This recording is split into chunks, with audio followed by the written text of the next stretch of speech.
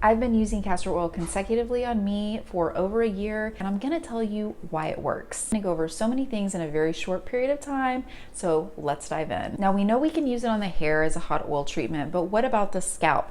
I've been asked before, is it okay for dandruff? It does help nourish the scalp, and it can prevent flaking. So is it a substitute for something that is prescription oriented? Probably not, but if you're just looking to soothe your scalp, maybe prevent a little bit of that dryness or flaking, castor oil can be a great solution. I'll know that we can use it on our brow areas to help with the regrowth, but if you use it on your brows, will other facial hair grow? This is a question that I get all of the time.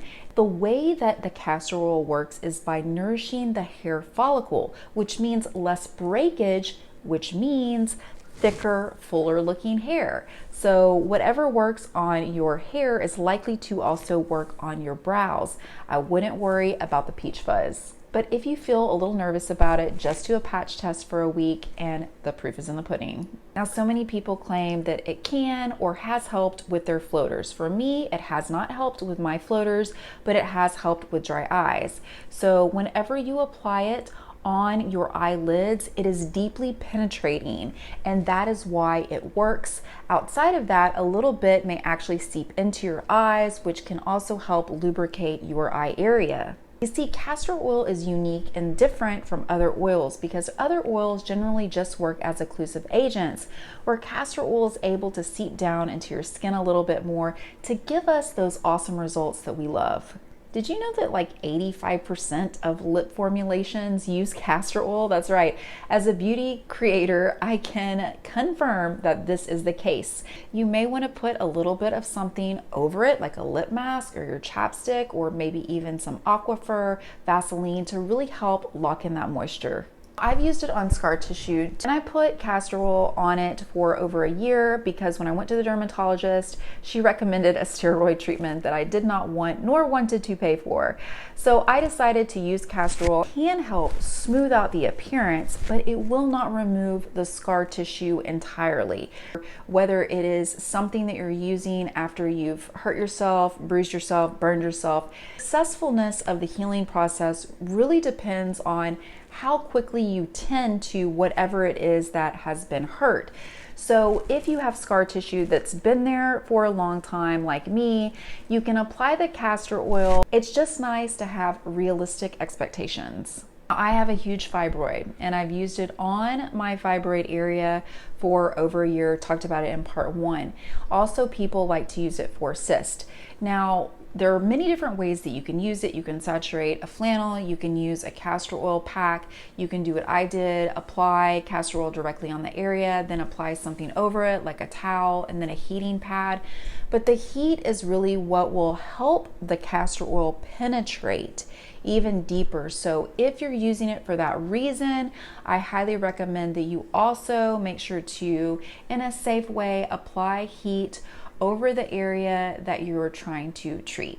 And remember, this is not medical advice. This is only my experience in hopes that it will help you. So many people say that castor oil helps with pain, and that is because it is an anti-inflammatory agent as well. And remember, it's able to penetrate your skin deeper than a lot of other oils, so it makes sense that if it's anti-inflammatory and able to penetrate the skin, then it can help relieve you of that pain too. There's another reason it can help with uncomfortable inflammatory conditions such as hemorrhoids, which we talked about in part 2.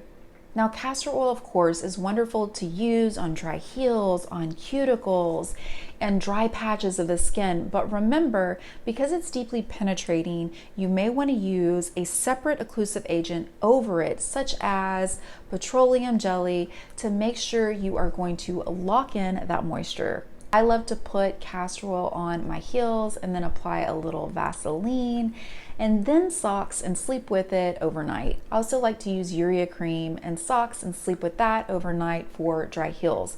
Now, some people like to use castor oil for oil pulling.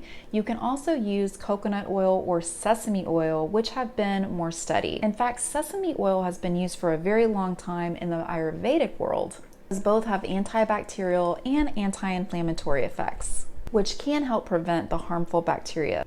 Now, while the ricinoleic acid from the castor oil does reduce inflammation and can be used in wound healing, if you have a burn, it is preferred by many professionals to actually use some type of Vaseline to really help lock in that moisture so that the skin can heal underneath.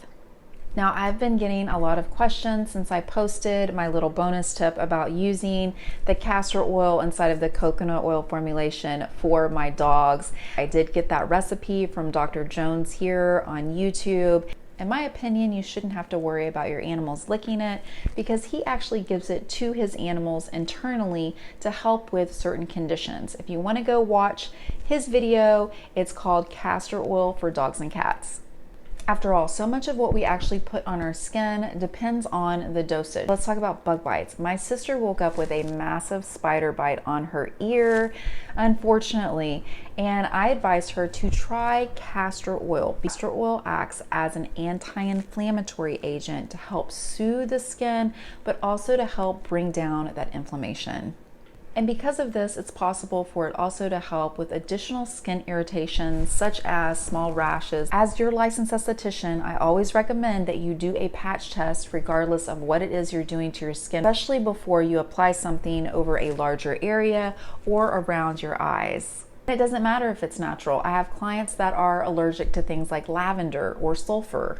I hope this was helpful. Please like and subscribe to my channel and set that notification bell. And remember, the more you know, the more you glow. Ciao for now.